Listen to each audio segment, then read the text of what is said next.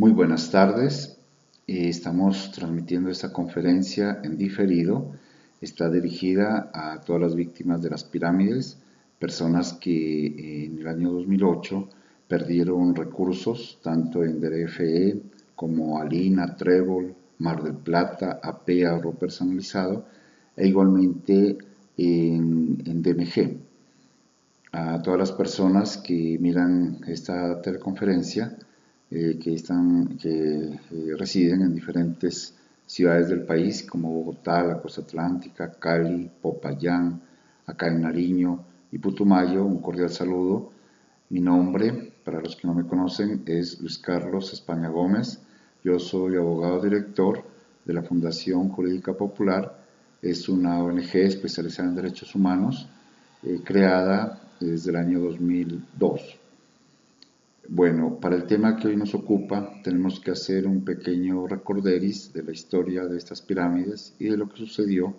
Como todos ustedes conocen, la locura que ocurrió, sobre todo acá en Nariño y gran parte de Bogotá con lo de DMG, y acá en Popayán y Pasto con lo de DRFE, se pensó que los dueños de esas captadoras habían descubierto la fórmula mágica para doblar el dinero y de esa manera entonces las personas ya no tenían necesidad de trabajar y solucionaban todos los problemas de su vida. Naturalmente, pues esta creencia ingenua y que corresponde de pronto a nuestra pues situación de ser un país macondiano, digámoslo así, pero que en realidad también ha ocurrido en otros países. Ahí está el caso de Albania, más recientemente en Estados Unidos, desde Madoff, y con las pirámides de estrato 5 y 6. Recordemos lo que ocurrió con varias entidades territoriales, los casos de Probolsa, y con bancos y gente pues de mucho dinero, en el caso de Interbolsa, el fondo Premium, que eso todavía está en su momento en fiscalía, y entonces no podemos concluir que las personas por la simple ambición o por ser incautos literalmente fueron tumbados o cayeron por las pirámides, dado que este fenómeno se ha dado a las más altas esferas e incluso entidades bancarias y departamentos, gobernaciones, alcaldías también han caído en las mismas.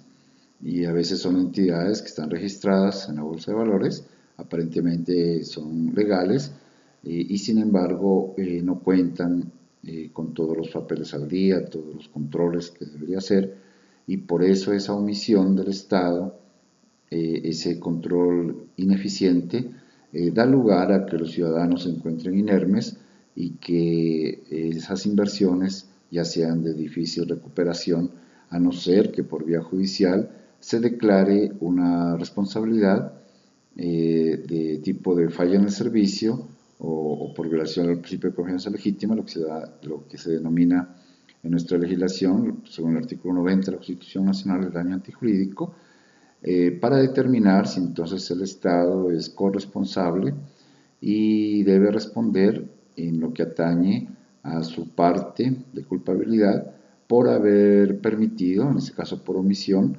el accionar de estas pirámides o de estas entidades que no cuentan en realidad con el aval de la superintendencia financiera para actuar como bancos. Bueno, entonces regresemos un poquito a la historia. Ustedes recordarán cuando nació DMG en el Putumayo y luego de 3, 4, 5 años se había convertido en la segunda empresa con ingresos más grandes de todo el país. Se calcula que alrededor de 72.000 millones de pesos anuales era la renta, la ganancia que le producía DMG, y eso con los cálculos más conservadores, que le producía DMG a sus dueños. A resaltar, pero lo curioso de esta entidad, DMG, es que nunca le incumplió a sus tarjetavientes, y a través de dos tarjetas, una de puntos y otra con la que se podía cambiar, incluso al día siguiente de haber realizado pues esa inversión, ese depósito, usted podía cambiar esa tarjeta con electrodomésticos, y el resto podía después esperar a que le paguen los intereses.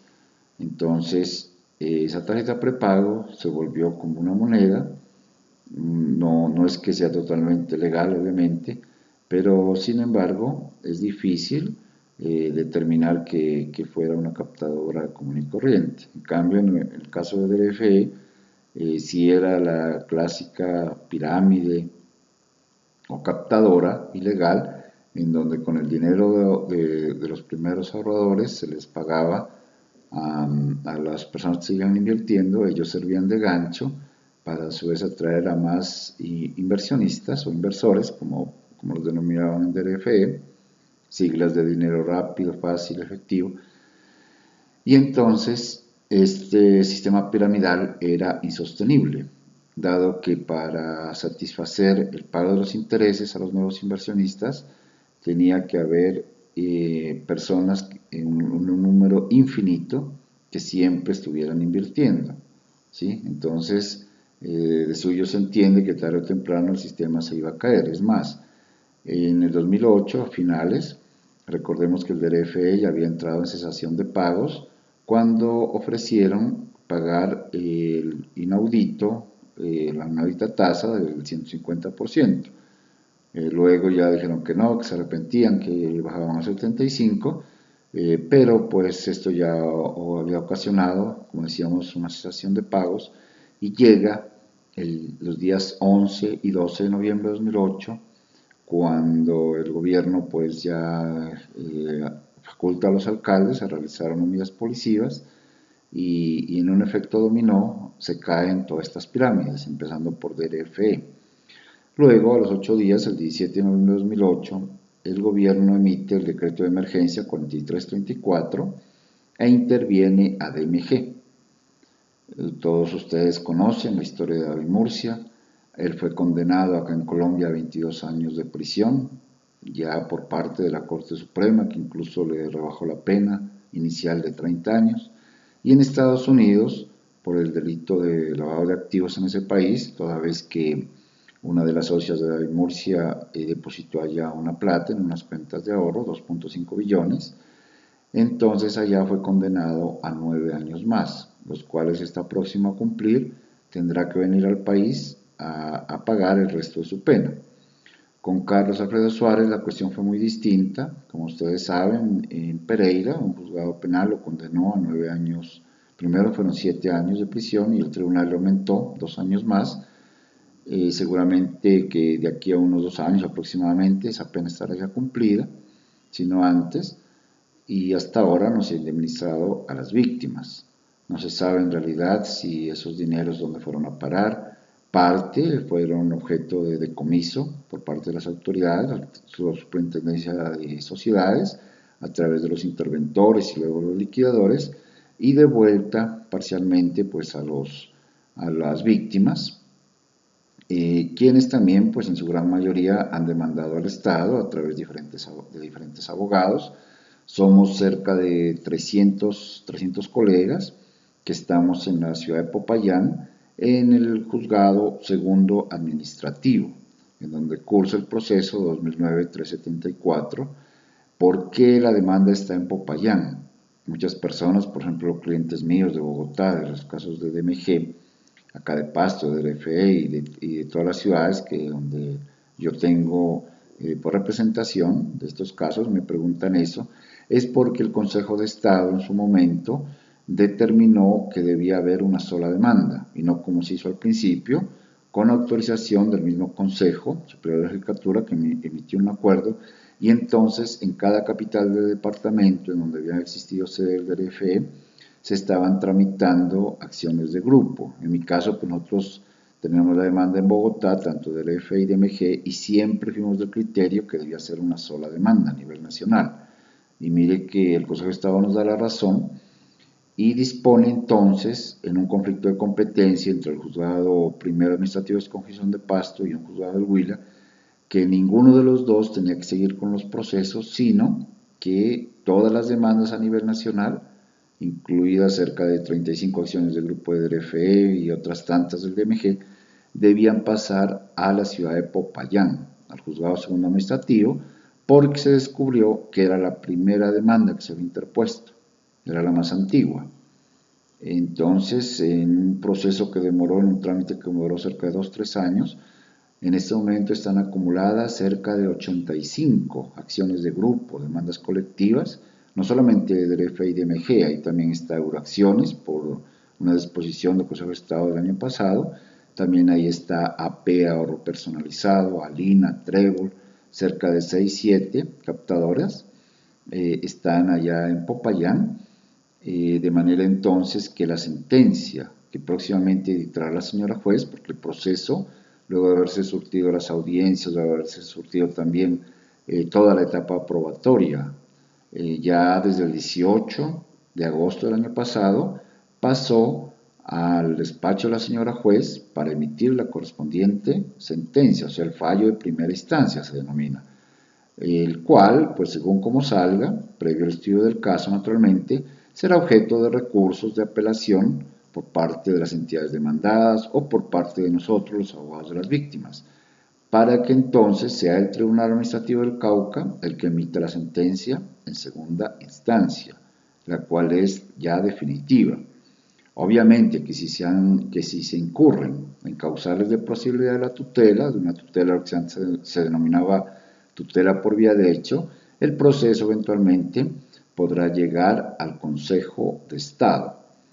Entonces, ese es el estado, perdón la redundancia, es el estado actual de estos procesos. Están vigentes, son cerca de 85 acciones de grupo, comprenden, el fallo que se emita comprende a todas las víctimas, tanto de las captadoras de RFE, Alina, Trébol, Mar del Plata, Euroacciones, las que ya había enumerado, así como los que tuvieron dineros en DMG. ¿Por qué lo pongo a DMG aparte? Porque como decía al principio de esta charla, de esta conferencia, DMG era un holding de empresas debidamente legalizadas, nunca incumplieron a sus clientes, a sus tarjetavientes, incluso hasta el último día en que fue ya la intervención, que físicamente ya fue suprimida la empresa, digámoslo así, por orden del gobierno.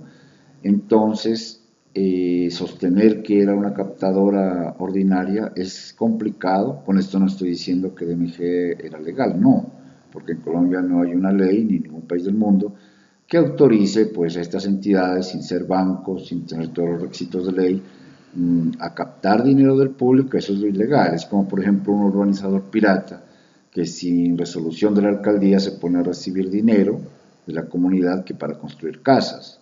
Este error, por ejemplo, a veces incurren, dicho sea de paso, las asociaciones de vivienda. Primero hay que tramitar una resolución ante las alcaldías porque las autoriza precisamente para captar dinero, porque es que no es el hecho de ofrecer intereses fuera de la ley, esa es otra cosa diferente, sino el hecho de que usted como ciudadano, como entidad, no puede recibir dinero del público, no puede captarlo, porque esa función solamente le corresponde a los bancos. Y eso por autorización expresa del gobierno, por la delegación que tiene el presidente de la República, de acuerdo a la Constitución, él la realiza, esa función fiscalizadora de los bancos, a través del superintendente bancario, hoy denominado Superintendente Financiero de Colombia. ¿Por qué? Porque si los bancos no tuvieran esos controles, si no se exigiera un encaje bancario, si no existieran unos seguros sobre los depósitos de los ahorradores, entonces al quebrar estas entidades sería como el caso de las pirámides. Precisamente por eso hay esos controles estatales y eso está bien que sea así. Bueno, la tesis nuestra que se ha esgrimido en estas demandas y de los diferentes colegas es que debido a la falta de acción, a la omisión del Estado, al permitir que durante mucho tiempo funcionaran estas captadoras, debe ser declarada esa responsabilidad por la falla en el servicio consistente en no haber cumplido el deber constitucional de velar por la vida, honra y bienes de los ciudadanos.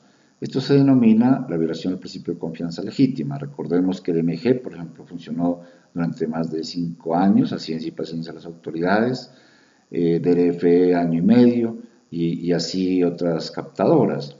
Tenían pues su cámara de comercio, tramitaron sus, ahora ya no se llaman licencias de funcionamiento, sino los permisos de uso de suelos, pagaron impuestos por ese uso de suelos, también industria y comercio, e incluso está el caso de Bogotá, que durante muchos años le cobró predial a las sedes del DMG. Bueno, entonces había un un indicio o unos inicios por lo menos de legalidad al cobrarse esos impuestos, para no hablar del caso de la DIAN, que efectivamente cobraba un impuesto sobre parte de las ganancias que recibían por los tarjetavientes y las personas que depositaban en DRFE. Esto inducía entonces a que la gente se engañara y pensara que eran legales, y por eso hablamos de la violación del principio de confianza legítima. Pero hay otra situación sobreviniente mucho más grave y que indica las claras de la responsabilidad del Estado, consistente en la indebida administración de esos recursos, en que no fueron entregados en su totalidad a los tarjetavientes, a las víctimas también de DRFE, y entonces no es que se hayan robado esa plata, no, ni mucho menos, sino que por ejemplo los bienes no fueron rematados, la legislación de emergencia no fue la más adecuada y los dineros que se devolvieron fueron ínfimos en realidad, en promedio 500, 600 mil pesos en los casos de DRFE y DMG, incluso DMG fue mucho menos, viendo que en realidad, o frente mejor a las millonarias sumas de dinero que invirtieron la mayoría pues, de las víctimas, y eso para no hablar de las personas que en realidad perdieron negocios, perdieron tractomulas, los ahorros de toda su vida, que invirtieron mucho más dinero. Esta crisis de las pirámides incluso repercutió a nivel personal, hay personas que se suicidaron, hay personas que quedaron pues muy mal, perdieron, como les decía, sus negocios. Entonces, claro que debe haber responsables, pero no es necesariamente el dueño de la captadora. Ahí hay una responsabilidad de tipo penal, cierto, pero pues lo interesante acá es mirar hasta qué grado el Estado debe responder. Es verdad que los inversionistas fueron incautos, que de pronto la gente se llenó de ambición, que no se investigó de dónde venía ese dinero, eso es cierto. Pero nosotros sostenemos que en realidad no hay culpa exclusiva de la víctima, como en forma tal vez facilista, entre comillas, se ha querido hacer ver, porque la responsabilidad del Estado también es concurrente y yo creo que es mayor, toda vez que se pretermitió, se violó el deber constitucional de control y de protección a la vida, honra y bienes, como ya les decía. Es que el Estado tiene que velar porque los ciudadanos no se metan en esos problemas, no hagan esos malos negocios, pero a tiempo. Como decía Rudolf Holmes en un concepto que yo lo reproduje en el alegato de conclusión, si él hubiera sido ministro de Hacienda en ese tiempo, él hubiera, como lo hicieron en el Ecuador, hubiera mandado al ejército, hubiera mandado a fuerza pública a cerrar esas pirámides. ¿Qué no decir, por ejemplo, de la falta de actuación de la Fiscalía? Si el delito lo estaban cometiendo a diario y en flagrancia, la gente estaba haciendo filas, simplemente era de hacer una inspección judicial allá, tomar las medidas cautelares y proceder a sellar definitivamente esos negocios totalmente ilegales. Es más, respecto ya a la administración de esos recursos y por qué yo digo que son irregulares, por ejemplo, la Contraloría General de la República descubrió una cuenta de ahorros con saldo de 48 mil millones al año 2010, o sea, después de haber realizado la intervención a DRFE, y al parecer, según lo que obra en el proceso, esos dineros no fueron devueltos a los afectados del DRFE. Todo esto son parte de las pruebas que obran en el proceso de responsabilidad contra el Estado y serán objeto de análisis naturalmente de la señora juez. Yo entiendo que ella se ha tomado su tiempo para emitir la sentencia, pero entendamos también que es un caso demasiado complejo. Fíjense, amables cibernautas que hasta ahora me siguen en la transmisión, que, por ejemplo, el auto de apertura a pruebas tenía más de 1100 folios. Imagínense lo complejo del caso, todo ese mundo de pruebas que se decretaron. Cuando yo presenté los alegatos de conclusión, recuerden ustedes que en el grupo de Facebook, cómo van las demandas de RFE y de MG, nosotros publicamos, ¿no? El radicado, yo estuve casi una semana allá en Popayán, y francamente para estudiar todo ese proceso se necesita tiempo. Entonces, tengamos un poco de paciencia. El fallo incluso puede salir mañana mismo o en estos días, no lo sabemos. Repetimos, desde el 18 de agosto de 2016 está en turno ya para sentencia.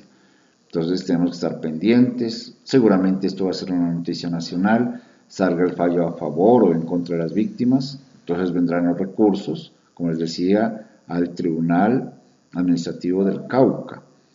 Y lo interesante de esto es que se les haga justicia a las víctimas y se convierta este fallo en derecho, en un parangón, en un ejemplo, en un paradigma para que las autoridades de control, las superintendencias financieras, las sociedades, la misma DIAN, las entidades territoriales que están demandadas, porque hay muchas alcaldías, gobernaciones que están también, que se las ha vinculado, ¿no?, a estos procesos, tengan más cuidado. Y por ejemplo, lo que está ocurriendo ahora con las pirámides en Facebook o en Internet, mejor, ¿sí? Son totalmente ilegales. ¿Qué no decir de estas monedas virtuales, ¿no? Según la superintendencia financiera, pues como debe ser, pues naturalmente ningún banco las avala, ni tampoco pues obviamente el país. Sin embargo, los ciudadanos, a veces por la falta de empleo, a veces por, como les decía, ese sentido macondiano que tenemos de pensar que siempre hay algo mágico de por medio, a veces caemos pues en las garras de gente inescrupulosa que con un aval, entre comillas, del Estado, al no hacer nada, entonces permiten que funcionen en forma pública estas entidades y mire las consecuencias de todo eso. Cuando el gobierno intervino ya era muy tarde, ya no había nada que hacer, muchas personas habían metido los ahorros, habían vendido casas y todo esto y ya pues lo que se recuperó en realidad fue muy poco. También los innumerables bienes que se decomisaron tanto de DRFI, DMG, Costa Caribe, etcétera, no fueron rematados, sino adjudicados entre miles de personas. Esa es otra falla también en el servicio sobreviniente y que nosotros denunciamos ahí en el alegato de conclusión, porque el tratamiento que le dio al Estado, ese control posterior a la intervención de las pirámides, no fue el mejor. Entonces, estimados oyentes y todos los que nos siguen ahora o los que reproducen el video posteriormente, recuerden que en Facebook tenemos un grupo que se denomina ¿Cómo van las demandas DRFE y DMG? Termina en signo de interrogación. Ahí, a lo largo de estos años, hemos estado publicando los informes que aparecen del proceso 2009-374, acción de grupo, en la página de la rama judicial, o sea, la información oficial. Son cerca de 1.200, 1.300 actuaciones. En realidad es un proceso larguísimo y complejo, pero las personas que quieran consultar desde el inicio de todos estos procesos, las diferentes acumulaciones, las pruebas, etcétera, pueden entrar en la página de la rama judicial o visitarnos en el grupo que les menciono.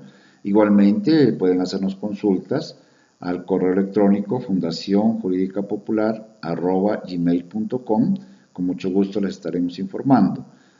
También tenemos nuestros espacios radiales, La Parrilla, su magazine al aire, por ejemplo, ahí tenemos las notas judiciales de lunes a viernes a las 11:30. También les estamos informando, por ejemplo, esta mañana anunciamos esta videoconferencia y periódicamente hemos estado emitiendo informes. Las personas que no residan en Nariño pueden sintonizar la emisora a través de Facebook, hacemos la transmisión siempre, o también de la página web www.emisoraecosdepasto740.com. ¿Qué pasa con las personas que por X circunstancias no demandaron o no se integraron antes de la apertura a pruebas? En este momento ya no es dable que se los admita en el proceso, por lo que ya está para emitirse la sentencia.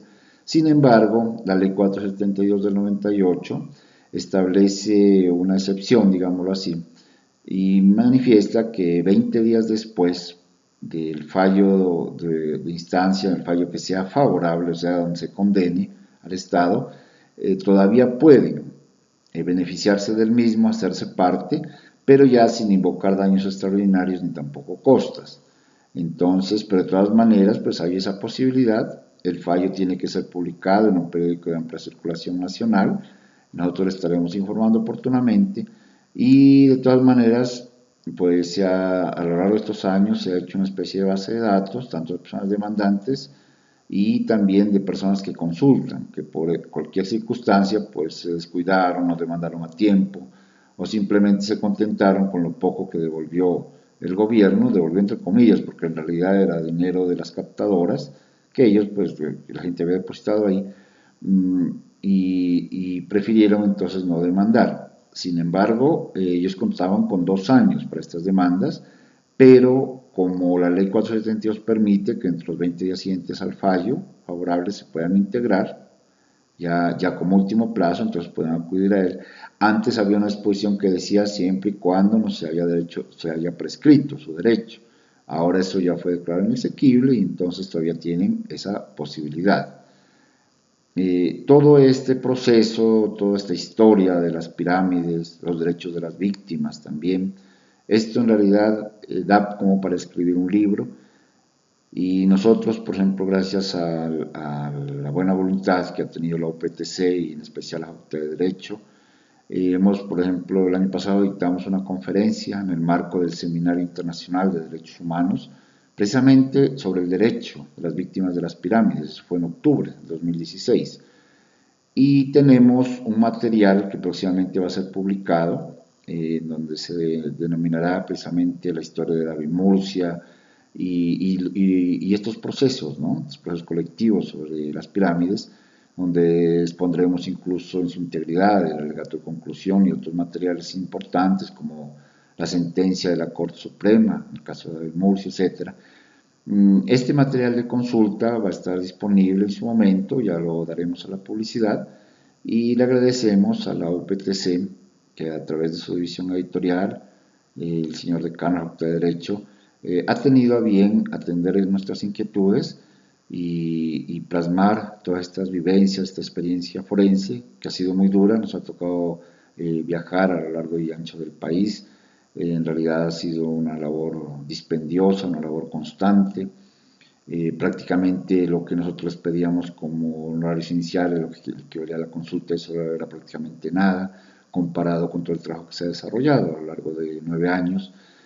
Y esperamos entonces que el fallo sea favorable. Obviamente esto no depende de la voluntad de los abogados, para eso está pues la ponderación que haga en su momento la rama judicial. El operador judicial tiene que analizar a fondo las pruebas a favor, las pruebas en contra y emitirá entonces su correspondiente sentencia, la cual debe corresponder a este proceso que fue calificado en su momento por la revista Semana como el caso más grande en la historia judicial del país. Terminamos ahí nuestra emisión. Los contactos, repetimos, los pueden hacer en este grupo de Facebook, en www.facebook.com/, cómo van las demandas de RFE y DMG, termina con interrogante la pregunta, o también al correo fundacionjuridicapopular@gmail.com, también en WhatsApp al 311-670-3190. Muchas gracias por escucharnos y cordial saludo a todos ustedes. Muy amables.